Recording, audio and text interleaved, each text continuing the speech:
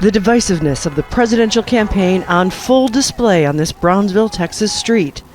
Both sides sending a message with their presence as they wait to greet President Joe Biden as he heads to the Mexican border.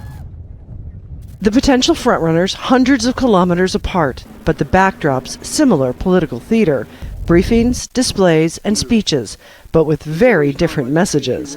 For former President Donald Trump, a dark warning without providing evidence. It's allowing thousands and thousands of people to come in from China, Iran, Yemen, the Congo, Syria, and a lot of other nations. Many nations are not very friendly to us. He's transported the entire columns of fighting-aged men. He blamed President Biden. The number of undocumented migrants over the last 3 years have broken records.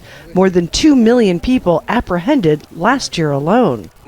President Biden blamed Republicans for rejecting a bipartisan deal that would have dramatically changed the immigration system and increased funding for more agents and surveillance on the border, after Trump urged them to not vote on it so it would be an issue in the election. I understand my predecessor's legal past today. So here's what I would say to Mr. Trump. Instead of playing politics with this issue, instead of telling members of Congress to block this legislation, join me, or I'll join you in telling the Congress to pass this bipartisan border security bill. We can do it together. And it likely will be a big factor in the election. Polls show the majority of Americans believe immigration is the top issue facing the country.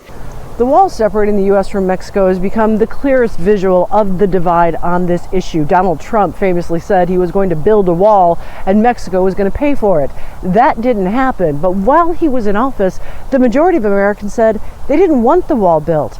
That's changed. Now 53% say they want it created.